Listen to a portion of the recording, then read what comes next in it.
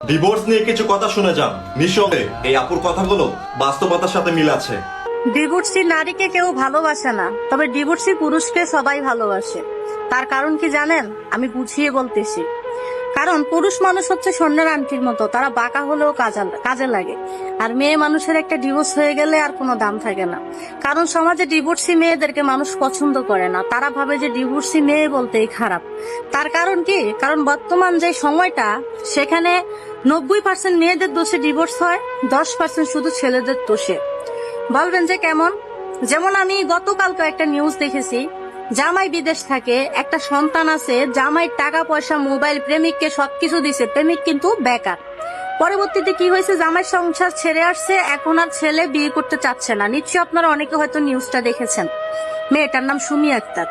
এরকম ভাবে অহরে অহরে অনেক ঘটনা ঘটতেছে, যে লাভ ম্যারেজ করে বিয়ে করে কাবিনের টাকা উসুল করার জন্য এরকম হয়ে যায় বা এরকম ডিভোর্স নিয়ে নেয়। তো এরকম কাহিনী মানুষ সোশ্যাল মিডিয়াতে দেখতে দেখতে তিক্ত হয়ে গেছে। তো এখন যদি কেউ কাউকে একটা ডিভোর্সি মেয়ের কথা বলে, তাহলে তার মাথার ভিতরে রক্ত গরম হয়ে যায়। আসলে সব ডিভোর্সি মেয়ে খারাপ না, কিছু কিছু ডিভোর্সি মেয়ে আছে, তিলে তিলে কষ্ট পাইতে পাইতে, আগুনে পুড়তে পুড়তে মানুষ ডিভোর্স নেওয়ার সিদ্ধান্ত নেয়। বিশেষ করে গরিব ঘরের মেয়েরা চায় না একটা সংসার ভাঙুক।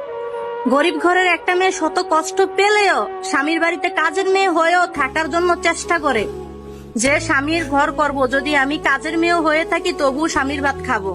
কিন্তু সেই মেয়ের কপালে দেখবেন যে সংসার টিকে না।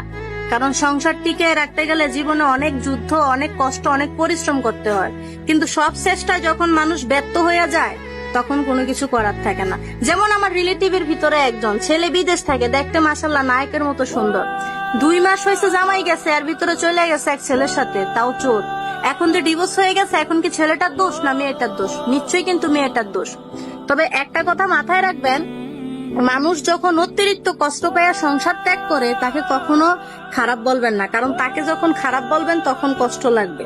একটা ছেলে যখন ডিভোর্স দিয়ে দেয় বা তার যখন ডিভোর্স হয়ে যায়, সে অন্যত্র বিয়ে করে ফেলে, তাকে অবিবাহিত মেয়ে দেয় তার কাছে, সে অবিবাহিত মেয়ে বিয়ে করতে পারে, কোনো সমস্যা নাই। একটা বাচ্চা থাকলেও সে অবিবাহিত মেয়ে বিয়ে করতে পারে। কারণ আমাদের মেয়েদেরকে বাবা মা মনে করে যে বোঝায়, একটা ছেলে পাইলে কখন বিয়ে দিবে শুধু এই টেনশনে থাকে। তবে হ্যাঁ, ডিভোর্সি মেয়ে যদি সুন্দরী হয়, দেখতে স্মার্ট হয়, তাহলে অবিবাহিত ছেলের অভাব হয় না। অবিবাহিত ছেলেরা বিয়ে করতে পাগল হয়ে যায়।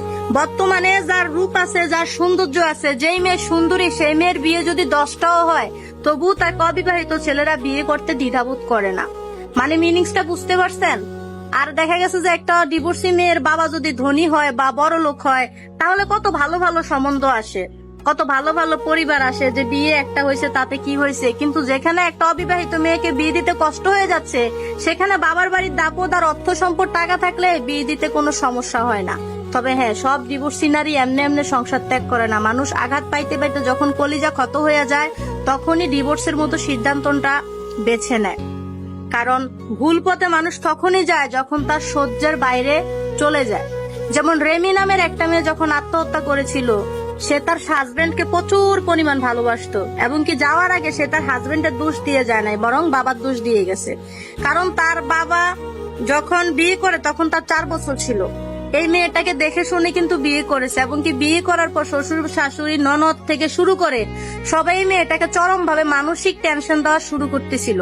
এবং কি কথায় কথায় বলতো, তোর বাপ 2 বিয়ে করছে, তোর বাপ 2 বিয়ে করছে, তুই বাপ ভালা না, বা বেটি ভালা হবে কিভাবে, কেমন জানি একটা কথা বলে, বা তাদের আঞ্চলিক ভাষায় আর কি। তো একবার ভাবেন তো, এই মেয়েটা যদি আজকে ডিভোর্সি হয়ে যেত, তাহলে নিশ্চয়ই তাকে সবাই খারাপ বলতো, যে মেয়েটা ভালো ছিল না, ওই জন্য ডিভোর্স হয়ে গেছে। তো মেয়েটা কি করছে? আত্মহত্যা করছে। তা আত্মহত্যা করছে, এটা কি সে ভালো করছে? মোটেও ভালো করে নাই। যদি আজকে সে ডিভোর্সি হয়ে বেঁচে থাকতো, অন্তত তার জীবনটা থাকতো। মানুষ যখন আঘাত পাইতে পাইতে দুনিয়া ছাইরা চলে যায়, তখন কিছু কিছু মানুষ বলে যে মেয়েটা ভালো ছিল। কিন্তু কিছু কিছু মেয়ে যখন আঘাত পাইতে পাইতে বিরক্ত হয়ে যায়, যখন একবার অসহনীয় হয়ে যায়, তখন যদি সংসার ছাড়ে, তখন মানুষ ডিভোর্সি বলে একটা খারাপ মন্তব্য করে। আসলে বাস্তব জীবন কে কিভাবে কাটাবে, কার কিভাবে যায়, একমাত্র সেই জানে যেই যে অবস্থানে থাকে। কারণ কারো অবস্থানে না গেলে কেউ কখনো কারো কষ্টটুকু বুঝতে পারে না। আর কারো কষ্ট কেউ বুঝবে এরকম মন মানসিকতাও সবাই থাকে না। কষ্ট বুঝার যদি মন মানসিকতা সব পুরুষ বা সব পরিবারের থাকতো, তাহলে পরের মেয়েকে কেউ কখনো কষ্ট না দিয়ে নিজের মেয়ের মতো করে আপন করে রাখতো। বাস্তব জীবন যে কতটা কঠিন সেই জানে যে যেই জায়গায় থাকে। বর্তমানে আমাদের সমাজে ডিভোর্সি মেয়েরা হচ্ছে অযোগ্য, অসম্মানের। একটা ডিভোর্স হওয়া ছেলের যতটা না সম্মান থাকে, আমাদের সমাজে বর্তমানে একটা ডিভোর্সি মেয়ের ততটা সম্মান থাকে না। ডিভোর্সি মেয়েদেরকে ছোট করে দেখা হয়। সত্যি এই আপুর কথাগুলোর মধ্যে নিঃসন্দেহে বাস্তবতা লুকিয়ে রয়েছে।